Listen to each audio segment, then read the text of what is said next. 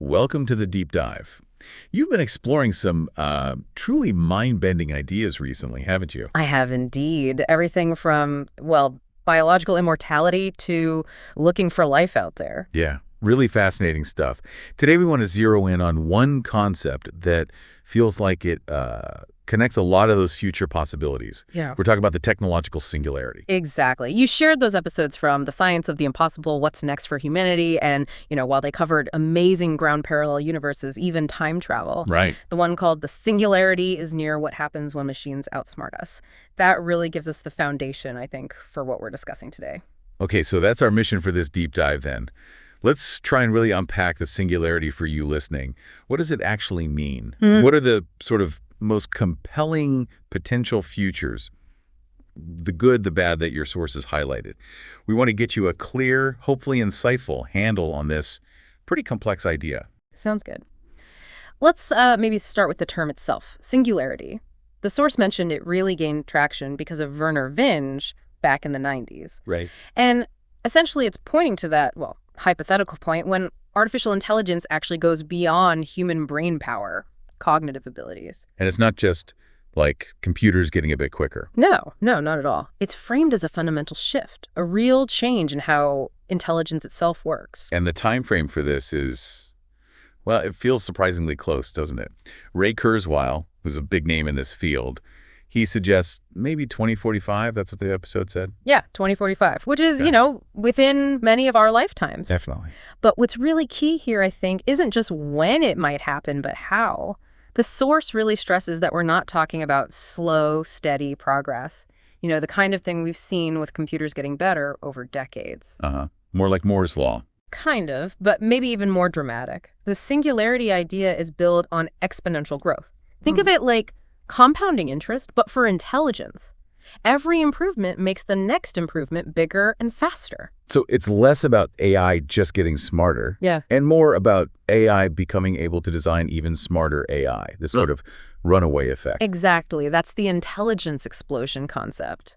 Once AI hits a certain point, its ability to improve itself just skyrockets. Wow. It creates this feedback loop, and intelligence just climbs at this, well, almost unimaginable speed. Okay, and that's where the implications start feeling really massive. The episode hinted that changes that maybe used to take centuries could suddenly happen in, days? Hours even? Yeah. That just completely rewrites the rule book for how society changes. It really does. And if you think about the big systems, science, medicine, how we govern things, the economy, that kind of super fast intelligence acceleration would just cause these profound, maybe totally unpredictable shifts everywhere. Okay, all right, so that's the what. We've kind of defined the singularity. Now let's explore the potential upside. What are the exciting possibilities your sources brought up? Well, the big one is problem solving, right?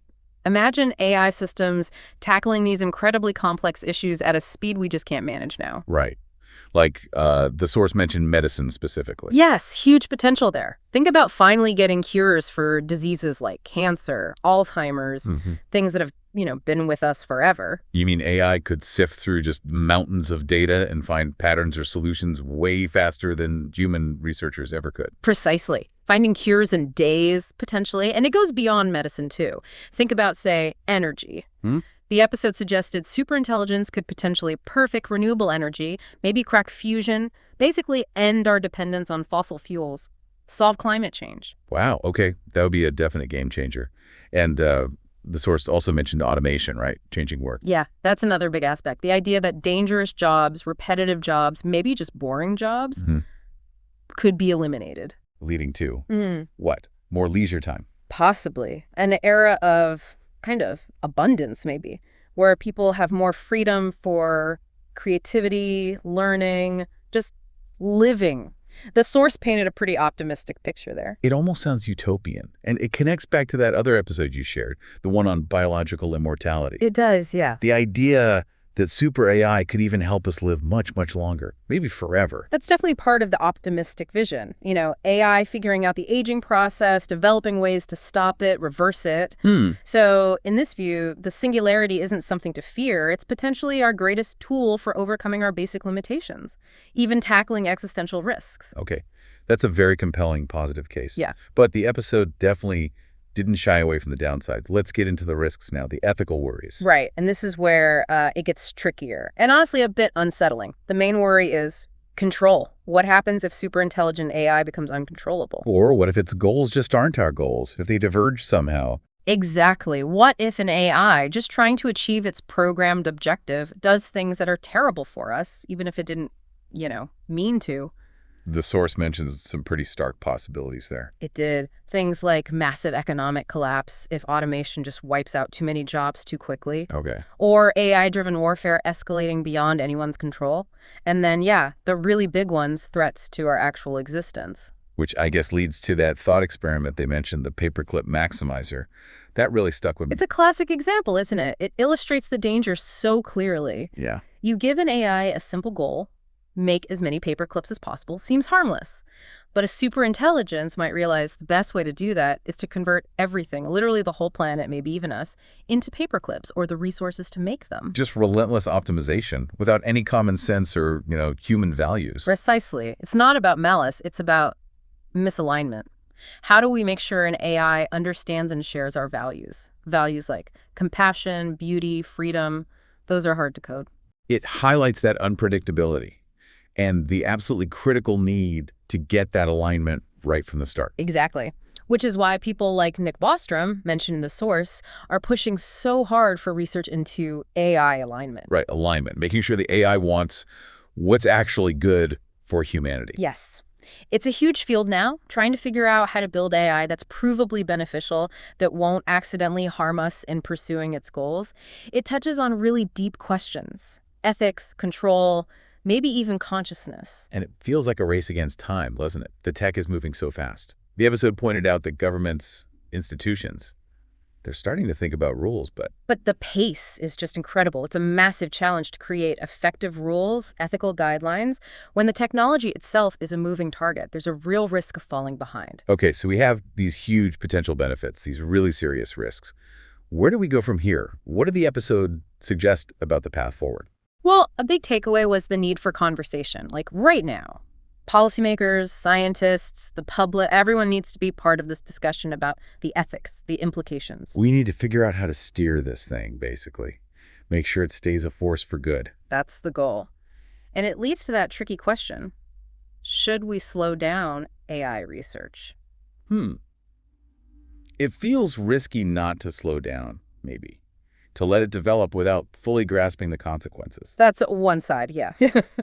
But the flip side, mentioned in the source, is the global competition aspect. If one country or group slows down, do others? Do you risk falling behind someone less cautious? That's a tough one. No easy answers there. Definitely not. The episode also touched on some more futuristic ideas, too, like merging with AI. Yeah. Bring computer interfaces. Yeah, that was fascinating. The idea that maybe instead of being surpassed, we could link our brains directly with AI. Keep pace with it that way. Potentially, yes. Augment our own intelligence.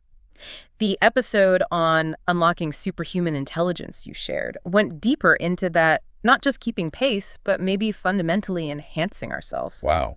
Like becoming cyborgs, almost. Yeah. That opens up a whole other can of worms, though, doesn't it? Identity, autonomy. Well, absolutely. Huge ethical questions there, too. And, alongside those high-tech ideas, there's still the push for more, let's say, traditional approaches. Okay. Like strong regulations, international agreements, and cooperation to try and prevent misuse, ensure safety standards are shared. Right. Makes sense. Ultimately, though, the message from the episode felt pretty clear. The singularity thing. It's not just sci-fi anymore. No, it's presented as a potential reality, maybe even within our lifetimes. And we need to start preparing, start thinking about it seriously right now. And that preparation isn't just tech stuff, is it? It's understanding the potential, the risks. It's pushing for responsible development and, crucially, making sure our human values don't get lost in the shuffle, that they stay absolutely central. So this deep dive, looking at those episodes you shared, it really paints this picture of a future that's, well, it's full of both incredible promise and some really significant dangers. Absolutely. And the speed things are moving at suggests these aren't just abstract ideas for, the distant future. These are things we need to grapple with in the coming decades. Yeah. And the key takeaway, I guess, isn't necessarily to be scared, but to be engaged. Exactly. Informed engagement. If you understand the basics, the potential upsides, the potential downsides, You can be part of a more productive conversation about building safeguards, about ethics. And it's interesting how this AI development seems to weave through all those other impossible ideas, too. Immortality, aliens, mind uploading. It really feels like the engine, doesn't it? Advanced AI could be the thing that unlocks some of those other possibilities. Or makes them even more complicated. Or makes them even more complicated, yeah. Introduces whole new layers of risk and ethical challenge. Which, I suppose, leaves a big question for you, the listener, to think about. What role should we, humanity, play in guiding this? How do we steer superintelligence towards a future that benefits everyone? And maybe, what are the most urgent ethical issues we need to focus on right now? Yeah. It definitely feels like this is just the start of a really, really important conversation, one we all need to be part of.